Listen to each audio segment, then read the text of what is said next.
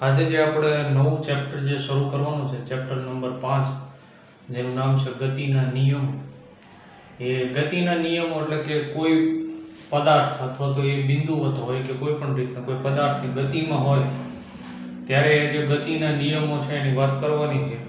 ગતિના નિયમો એટલે કે જે ખાસ જે ન્યૂટનના ગતિના નિયમો છે, પહેલો નિયમ, બીજો નિયમ અને ત્રીજો નિયમ, એ જ જે છે તે ગતિના નિયમો, એ જ ગતિના નિયમની વિસ્તૃત વાત આપણે અહીંયા કરવાની છે.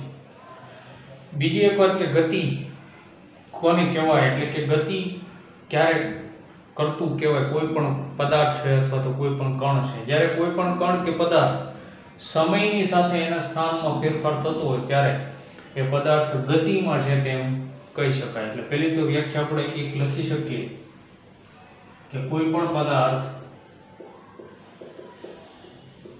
સમયની સાથે તેના સ્થાનમાં ફેરફાર થતો હોય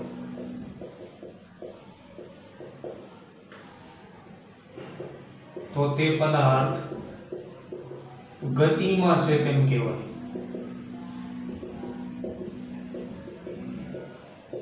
સતત એનું સ્થાન બદલતું જતું, એટલે કે જેમ જેમ સમય બદલતો જાય સ્થાન બદલતું જતું તો એ ગતિમાં છે તેમ કહેવાય. અને બીજી એક વસ્તુ કે ગતિના જે નિયમો, મેં ફરીવાર જે હમણાં કીધું એમ ન્યૂટનના જે 3 નિયમો છે એની વાત આપણે ખાસ કરવાની છે, ગતિના નિયમોનો. હવે એક વાત બીજી એ કરી કે ગતિ કોઈ પણ પદાર્થની હોય કે કોઈ પણ કણની ગતિ કરાવવા માટે, જેમ આપણે કહીએ છીએ કે કોઈ એક બળ જવાબદાર છે, એ કોઈ પણ પ્રકારનું બળ હોય કે કોઈ પણ પદાર્થની ગતિ કરાવવા માટે એ બળ જવાબદાર હોય છે. કોઈ પણ પ્રકારનું એક ક્ષેત્ર બળ હોય કે સંપર્ક બળ હોય, પણ ખાસ કરીને કોઈ પણ એક પ્રકારનું બળ તો જવાબદાર હોય જ છે કોઈ પણ પદાર્થની ગતિ કરાવવા માટે. તો એ જે બળ કોને કહેવાય એની આપણે વાત કરી દઈએ. તો બળ આપણે એને કહેશું કે માનો કે કોઈ પણ પદાર્થની સ્થિર સ્થિતિ હોય અથવા તો એની ગતિમાન સ્થિતિ હોય અથવા તો એ ગતિમાં હોય, તો એ સ્થિતિમાં લાવવા માટે જે જરૂરી બળ છે એને આપણે, એટલે કે જરૂરી જે પરિબળ છે એને આપણે બળ કહી શકીએ. કે કોઈ પણ પદાર્થને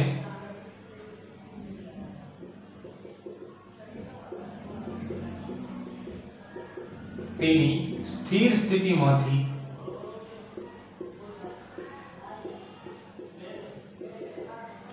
ગતિમાન અવસ્થામાં લાવવા માટે જવાબદાર પરિબળ બળ કહે છે. એટલે કે જ્યારે એની સ્થિર સ્થિતિ હોય,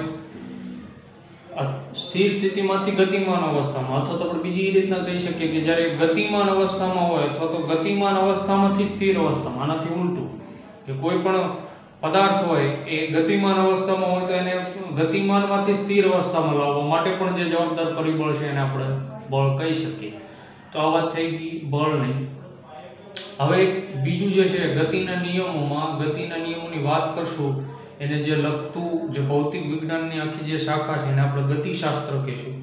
તો એ ગતિશાસ્ત્ર કોને કહેવાય? ફરીથી એક વાત એ જોઈ લે, ગતિશાસ્ત્ર એટલે કે એ ભૌતિક વિજ્ઞાનની એવી શાખા અથવા તો એવો વિભાગ છે કે જેમાં ગતિના નિયમો અથવા તો ગતિ કરતા જે પદાર્થ છે એના ગુણધર્મોનો અભ્યાસ કરવામાં આવે છે, તેને ગતિશાસ્ત્ર કહેવામાં આવે છે. આ એક જાણકારી માટે કે ગતિશાસ્ત્રમાં ખાસ કરીને જે પદાર્થની ગતિ હોય છે તે અને ગતિ કરતા પદાર્થના ગુણધર્મોનો એનો ખાસ એમાં અભ્યાસ કરવામાં આવે છે. એ શાખા જે છે તે ગતિશાસ્ત્ર. હવે જે બીજી એક વાત કરી દઈએ, આપણે બળની વાત તો કરી કે જે બળ છે તે ગતિ માટે જવાબદાર છે, ખાસ કરીને જે પરિબળ. હવે બીજી વાત એ જોઈએ કે બળના કયા કયા પ્રકાર છે. જે બે મુખ્ય પ્રકાર છે જેની વાત કરવી કે બળના મુખ્ય 2 પ્રકાર છે. એમાં જે પહેલું છે તે સંપર્ક બળ. જેવું નામ છે એવું જેનો અર્થ થાય સંપર્ક બળ. સંપર્ક બળ એટલે કે એવું બળ કે સંપર્ક દ્વારા લાગતું હોય એવા બળને આપણે સંપર્ક બળ કહીશું. માનો કે કોઈ પણ આપણે જેમ કે ટેબલ ઉપર માનો કે કોઈ વસ્તુ પડેલી છે, માનો કે બુક જ પડેલી છે, પણ એને ખસેડવા માટે આપણે હાથ વડે બળ લગાડીએ છીએ, ત્યારે જ્યારે હાથ અને બુક વચ્ચેનો સંપર્ક થાય અને સંપર્ક થયા બાદ જે હાથ દ્વારા જે બુકને બળ લાગે છે તે આપણે સંપર્ક બળ કહી શકીએ. એવા તો ઘણા બધા ઉદાહરણ આપણે લઈ શકીએ. તો સંપર્ક બળ એ પ્રકારનું બળ છે કે જેમાં પદાર્થ દ્વારા કોઈ બીજા પદાર્થ દ્વારા જો બળ લાગતું હોય તો બે પદાર્થ વચ્ચેના સંપર્ક દ્વારા જે બળ લાગે છે એને આપણે સંપર્ક બળ કહેવાય. તો આપણે ત્યાં લખીએ કે બે પદાર્થોના સંપર્ક દ્વારા લાગતા બળને સંપર્ક બળ કહે છે. અને એમાં એક ઉદાહરણ તો ઘણા બધા છે, પણ એક ઉદાહરણ આપણે લઈ શકીએ કે ટેબલ પરથી અથવા તો ટેબલ ઉપર રહેલી બુકને ખસેડવા સંપર્ક બળ લગાડવું પડે.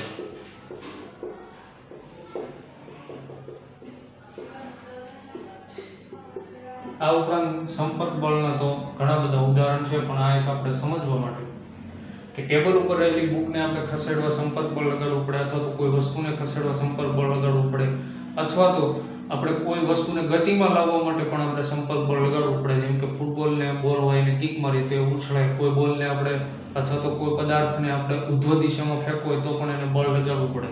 કારણ કે જ્યારે હાથ અને પદાર્થ વચ્ચેનો જે સંપર્ક છે એ પ્રકારનું સંપર્ક બળ. ત્યારબાદ એ વસ્તુ ગતિમાં આવે અથવા તો એ વસ્તુની ગતિને આપણે રોકવી હોય તો પણ આપણે હાથ દ્વારા રોકી શકીએ, તો ત્યાં પણ એક પ્રકારનું સંપર્ક બળ લાગે, જેના કારણે ગતિ અવરોધ થાય છે. તો આ એક મુખ્ય જે પ્રકાર છે બળનો તે વાત થઈ ગઈ સંપર્ક બળની. હવે બીજી વાત કરી દઈએ ક્ષેત્ર બળની. એ પણ જેવું નામ છે એવો જ અર્થ. ક્ષેત્ર બળ. ક્ષેત્ર બળ એટલે કે અમુક ક્ષેત્રમાં એની અસર પ્રવર્તી હોય એ પ્રકારનું બળ. જેવું કે આપણે વાત કરી દઈએ ચુંબકીય બળ છે. એ માનો કે કોઈ ચુંબકનો ટુકડો પડેલો હોય તો એના આસપાસના અમુક વિસ્તારમાં જે બળ લાગે છે એ ચુંબકીય બળ કહીએ. વિદ્યુતીય બળ, જે વિદ્યુત માનો કે કોઈ બિંદુવત વિદ્યુત ભારો આપણે ધારી લઈએ અને એ બિંદુવત વિદ્યુત ભારોના ક્ષેત્રના કારણે જે ક્ષેત્રમાં અસર પ્રવર્તી હોય એ બળ છે વિદ્યુતીય બળ છે, ચુંબકીય બળ છે. તો ગુરુત્વાકર્ષણ બળ છે, જે આપણે જાણીએ કે પ્રકારનું સાર્વત્રિક બળ છે કે જે બધે જ લાગે છે. તો ગુરુત્વાકર્ષણ બળ એ પણ એક પ્રકારનું ક્ષેત્ર બળ છે. તો ક્ષેત્ર બળ એટલે આપણે લઈ શકીએ કે અમુક ક્ષેત્રમાં એની અસર પ્રવર્તી હોય એ પ્રકારના બળ હોય છે અને આપણે ક્ષેત્ર બળ કહી શકીએ. તો આપણે લખી શકીએ કે ક્ષેત્ર બળમાં દાખલા તરીકે ચુંબકીય બળ, વિદ્યુતીય બળ તેમજ ગુરુત્વાકર્ષણ બળ, આ પ્રકારના બળો ક્ષેત્ર બળના ઉદાહરણો.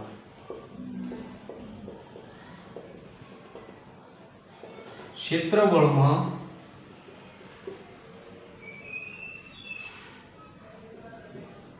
અમુક ક્ષેત્ર પૂરતી બળની અસર પ્રવર્તે છે. એટલે અમુક ક્ષેત્ર સુધી, અમુક જેમ કે ગુરુત્વાકર્ષણ બળ છે તો એ સાર્વત્રિક છે, એની રેન્જ અથવા તો એનો ક્ષેત્ર છે એ બહુ મોટો છે. જેમ કે ચુંબકીય બળ છે તો એ અમુક ક્ષેત્ર પૂરતી જ લાગતો હોય છે, વિદ્યુતીય બળ છે તો અમુક અંતર પૂરતી જ લાગતું હોય. પણ કહેવાનો અર્થ છે કે ક્ષેત્ર બળ એટલે કે અમુક જે વાત કરીએ કે એટલા ક્ષેત્ર પૂરતી આ બળ પ્રવર્તે, એનો અર્થ એ કે એ ક્ષેત્રની અંદર જઈએ તો આપણને એ બળની અસર પ્રવૃત્તિ હોય. તો આ બીજો જે બળનો મુખ્ય પ્રકાર છે તે ક્ષેત્ર બળ, પહેલો છે તે સંપર્ક બળ. તો આજે બે વાત કરી તે બળના બે મુખ્ય પ્રકારની વાત કરી. હવે આ બળ જોયા બાદ હવે આપણે ચેપ્ટરની શરૂઆત આગળ કરી. આજે પ્રસ્તાવમાં જેવું જોયું, હવે આગળ વાત કરીએ કે એમાં જે એરિસ્ટોટલની ભૂલ ભરેલી માન્યતા એ ખાસ આપણે ખાલી સમજવાની જરૂર છે, તો એ સમજી લઈએ.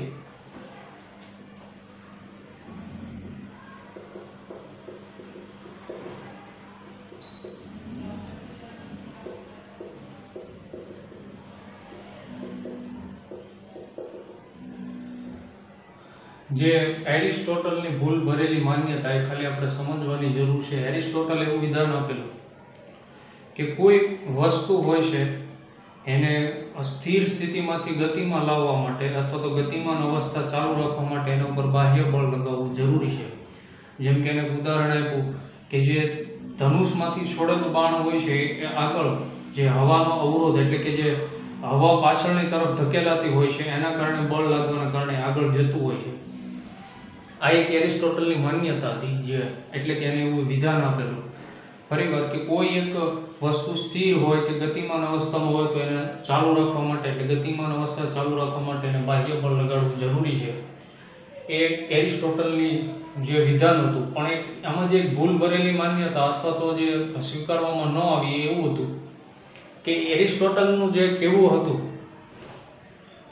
એ જે હતી એ કુદરતી જે ઘટના હતી, એટલે કે જે કુદરતી જે વ્યવહારિક ઘટના હતી, એટલે કે જે વ્યવહારમાં અનુભવાય છે આવી ઘણીવાર, એ વ્યવહારિક ઘટનાને કુદરતના મૂળભૂત નિયમ તરીકે સ્વીકારી લીધો. એ કે જે એની ભૂલ ભરેલી માન્યતા હતી. ફરીવાર એરિસ્ટોટલનું જે વિધાન હતું તે કે કોઈ જે પદાર્થ સ્થિર સ્થિતિમાં હોય અથવા તો ગતિમાન અવસ્થામાં હોય તો એની અવસ્થા ચાલુ રાખવા માટે એના ઉપર કોઈ બાહ્ય બળ લગાડવું જરૂરી છે. જેમ કે એનું ઉદાહરણ તરીકે આપ્યું કે ધનુષમાંથી છોડેલું બાણ એ આગળ કઈ રીતના જાય છે, તો એના દ્વારા જે તીર છોડેલું હોય એના દ્વારા જે પાછળ ધકેલાતી જે હવા છે એના કારણે બળ લાગવાના કારણે આગળ જતું હોય. પણ એક એની ભૂલ ભરેલી માન્યતા એ ગણવામાં આવે કે એરિસ્ટોટલ દ્વારા જે આ વ્યવહારિક અનુભવને કુદરતના મૂળભૂત નિયમ તરીકે સ્વીકારી લેવામાં આવ્યો, એ જે એરિસ્ટોટલની ભૂલ ભરેલી માન્યતા હતી. તો આ વાત થઈ એરિસ્ટોટલની ભૂલ ભરેલી માન્યતા. હવે જે આપણે જોવાનું છે તે જડત્વનો નિયમ.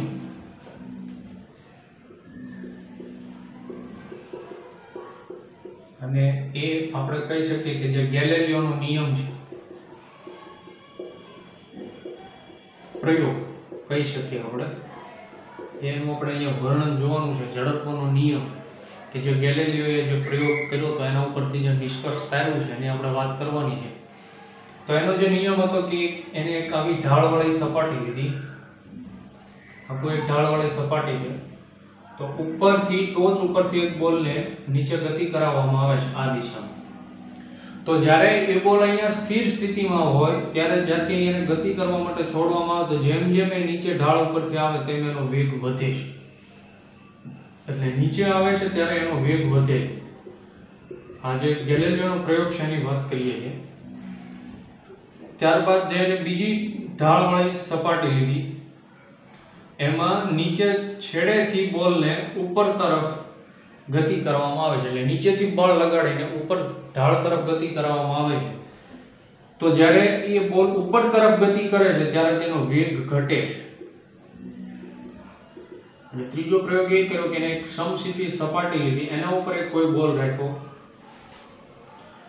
જ્યારે હવે એના ઉપર સંપર્ક બળ લગાડીને આગળ ગતિ કરવામાં આવે છે ત્યારે આ બંનેની વચ્ચેની જે વચગાળાની સ્થિતિ, એટલે કે અમુક અંતર સુધી વેગ વધે છે, પછી ધીમે ધીમે વેગ ઘટતો જાય છે. એટલે અહીંયા વચગાળાની સ્થિતિ સમસ્થિતિ સપાટી ઉપર જોવા મળી છે પણ ગેલેલિયોને. તો હવે એને ગેલેલિયોએ આ પ્રયોગ ઉપરથી એવું કીધું કે જ્યારે કોઈ પદાર્થને ઢાળવાળી સપાટી પરથી મુક્ત કરવામાં આવે છે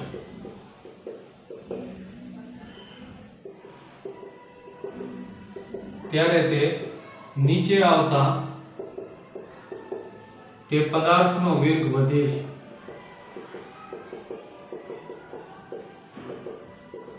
જ્યારે એ જ ઢાળવાળી સપાટી પરથી પદાર્થને ઉપરની તરફ ગતિ કરાવવામાં આવે છે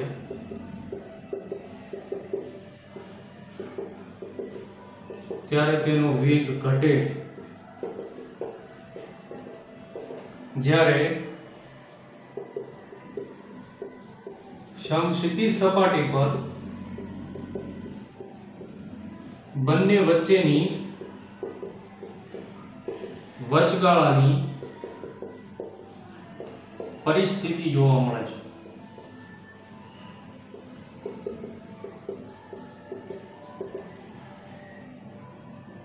એટલે કે જ્યારે અહીંયા સંપર્ક બળ ઉપરથી લગાડ્યું ત્યારે નીચે આવે તો વેગ વધે છે, અહીંયાથી સંપર્ક બળ લગાડ્યું ઉપર તરફ ગતિ કરવામાં આવે તો વેગ ઘટે છે, અને સમસ્થિતિ સપાટી પર બંનેની વચગાળાની પરિસ્થિતિ જોવા મળે.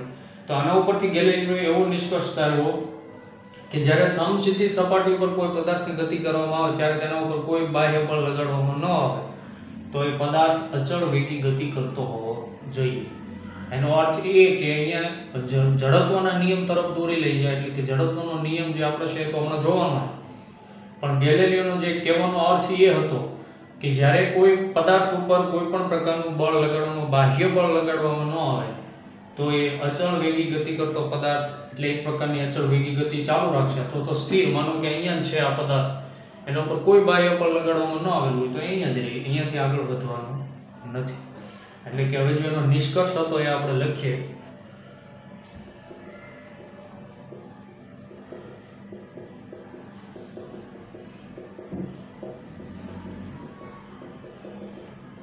ગેલેલિયોના જે પ્રયોગનો નિષ્કર્ષ હતો એ હતો કે જ્યારે કોઈ પદાર્થ પર બાહ્ય બળ લગાડવામાં ન આવે તો તે પદાર્થ અચળ વેગી ગતિ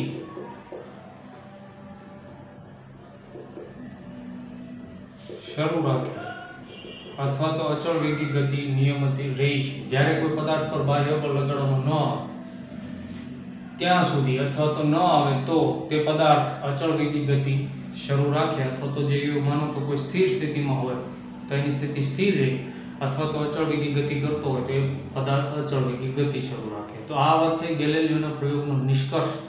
અને હવે જો જડત્વના નિયમ તરફ જેમ જઈએ તો જે ન્યૂટનના ગતિનો પહેલો નિયમ છે એનું જ બીજું નામ છે તે જડત્વનો નિયમ છે. તો હવે આપણે એ જોઈએ ગતિનો જે ગતિના નિયમો, આપણા ચેપ્ટરનું નામ જ છે એમાં જ આપણે હવે પહેલો જે નિયમ છે એની શરૂઆત કરીએ. ન્યૂટનના ગતિનો પ્રથમ નિયમ અથવા તો એને જડત્વના નિયમ તરીકે પણ ઓળખવામાં આવે. તો હવે આપણે જોઈએ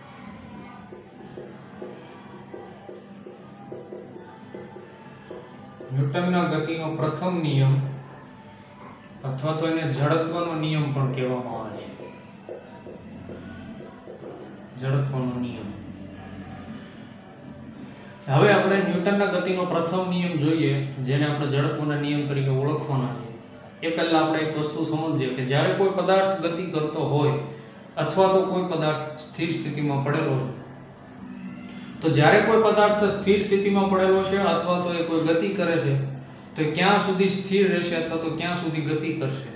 તો ક્યાં સુધી સ્થિર રહે કે જ્યાં સુધી એના ઉપર કોઈ બાહ્ય બળ લગાડવામાં ન આવે. તો એ પદાર્થ સ્થિર હોય તો સ્થિર રહેવાનો, અથવા તો જો એ અચળ વેગી ગતિ કરતો હોય તો અચળ વેગી ગતિ કરશે. પણ ક્યાં સુધી કે જ્યાં સુધી તેના ઉપર કોઈ બાહ્ય બળ ન લાગે. હવે વાત કરીએ કે જો બાહ્ય બળ લાગે તો શું થાય? કે માનો કે જો બાહ્ય બળ લાગે તો કોઈ સ્થિર સ્થિતિમાં પડેલો છે એ ગતિમાં આવી જાય, અથવા તો જે અચળ વેગી ગતિ કરે છે એના ઉપર જો બાહ્ય બળ લગાડવામાં આવે તો જો અવરોધક બળ લગાડવામાં આવે તો એ સ્થિર થઈ જાય, અથવા તો વધારે જો એને એ જે વેગમાં જે દિશામાં ગતિ કરતો હોય એ દિશામાં જો બળ લગાડવામાં આવે તો એનો વેગ વધે. એટલે બે પ્રકારે થઈ શકે કે જો કોઈ પદાર્થ સ્થિર હોય તો એ ગતિમાં આવે, અથવા તો જો કોઈ ગતિ અચળ વેગી ગતિ એની શરૂ હોય તો કાં તો એ પદાર્થ અવરોધક બળ લગાડેલો હોય તો સ્થિર થઈ જાય, અથવા તો જો એની ગતિની દિશામાં બળ લગાડવામાં આવે તો એનો વેગ વધે. તો ન્યૂટનના ગતિનો જે પ્રથમ નિયમ છે, જેને આપણે જડત્વના નિયમ તરીકે ઓળખવાનો હોય, નિયમ એ છે કે કોઈ પદાર્થ પોતાની સ્થિર અવસ્થા અથવા તો ગતિમાન અવસ્થા ત્યાં સુધી જાળવી રાખે કે જ્યાં સુધી તેના પર કોઈ પણ પ્રકારનું બાહ્ય બળ લગાડવામાં ન આવે ત્યાં સુધી એ પોતાની સ્થિતિ જાળવી રાખે. એને આપણે કહીશું ન્યૂટનના ગતિનો પ્રથમ નિયમ, જેને આપણે જડત્વના નિયમ તરીકે ઓળખાય છે. અને જે ન્યૂટનના ગતિનો પ્રથમ નિયમ, જે ન્યૂટનના નિયમો આપવાની શરૂઆત હતી, જેનું મૂળ છે જે ગેલેલિયોના નિયમ છે, ત્યાંથી જ એની એક પ્રકારની શરૂઆત છે. જે ગેલેલિયોએ પણ એ પ્રમાણેનું વિધાન જે આપેલું હતું, ત્યારબાદ ન્યૂટનના ગતિનો જે ન્યૂટને પ્રથમ નિયમ આપ્યો કે કોઈ પદાર્થ પોતાની સ્થિર સ્થિતિ અથવા તો ગતિમાન અવસ્થા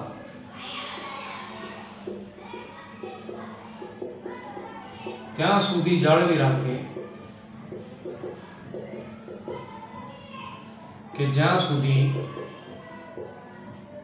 તેના પર કોઈ પણ પ્રકારનું